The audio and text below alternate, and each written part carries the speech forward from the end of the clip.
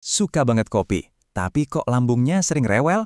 Kamu nggak sendirian kok, ini dilema banyak orang. Kita butuh kopi buat melek, tapi setelahnya perut malah perih.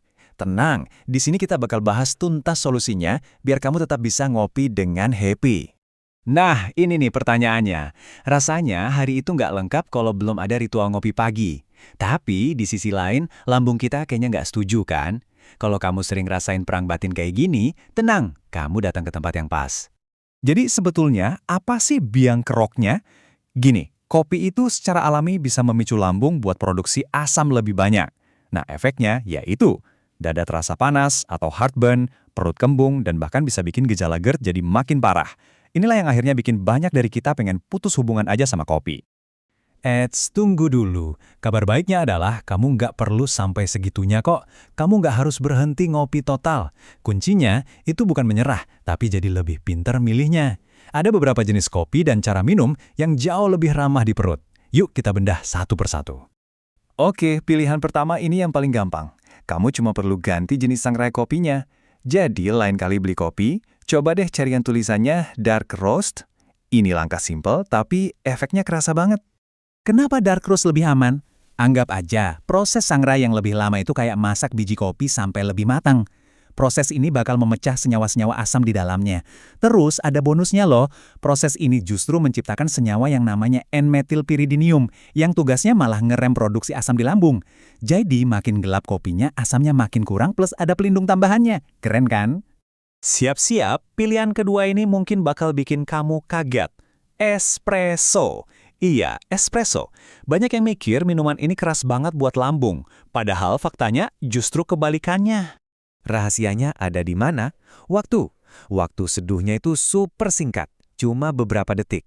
Jadi, air panasnya tuh cuma lewat doang, nggak sempat ngobrol lama sama bubuk kopi. Karena prosesnya secepat kilat, asam di kopi nggak punya cukup waktu buat larut dan ikut masuk ke cangkir kamu. Opsi ketiga, ini dia yang lagi ngetren banget. Cold brew. Sesuai namanya, keajaiban kopi ini terletak pada proses pembuatannya yang sama sekali nggak pakai air panas. Cara bikinnya simple banget, tapi butuh sabar. Bubuk kopi cuma direndam di air dingin atau suhu ruang selama 12-24 jam.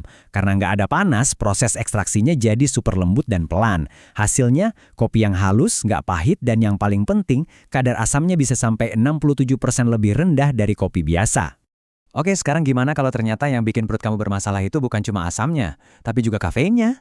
Tenang, ada solusinya. Kita masuk ke opsi rendah dan tanpa kafein. Dimulai dari alternatif yang unik banget, namanya kopi Chicory. Apa itu kopi Chicory? Ini bukan dari biji kopi, tapi dari akar tanaman chicory yang dibakar. Rasanya mirip-mirip kopi, tapi ada aroma kacang dan kayunya yang khas. Kelebihannya apa? Pertama, ini 100% bebas kafein. Kedua, akar chicory ini sumber prebiotik yang bagus buat bakteri baik di usus kita. Double manfaat! Tapi ada catatan kecil yang penting ya. Tanaman chicory ini masih satu keluarga sama bunga dandelion. Jadi buat sebagian orang yang punya alergi, misalnya alergi serbuk sari, mungkin bisa muncul reaksi kayak gatal atau bengkak di mulut. Jadi coba sedikit dulu aja kalau kamu punya riwayat alergi. Dan pilihan kita yang terakhir, tentu saja yang paling kita kenal, kopi decaf. Ini adalah solusi klasik yang ampuh kalau kamu memang super sensitif sama efek kafein. Coba lihat angka ini, 97%. Ini angka minimal loh. Artinya, supaya sebuah kopi bisa dapat label decaf, minimal 97% kafeinnya harus sudah dihilangkan. Sisa kafeinnya yang seuprit itu jelas bikin decaf jadi pilihan yang jauh lebih aman dan gak akan memicu produksi asam lambung berlebihan. Oke, memilih jenis kopi yang tepat itu langkah nomor 1. Tapi ceritanya belum selesai sampai di situ. Ternyata, cara kita minum kopi itu juga punya pengaruh besar loh. Ada beberapa kebiasaan simple yang bisa jadi penyelamat lambung kamu. Coba deh terapkan 4 tips ini. Pertama, jangan pernah ngopi pas perut kosong. Kasih alas dulu, sarapan, biar lambung ada pelindungnya.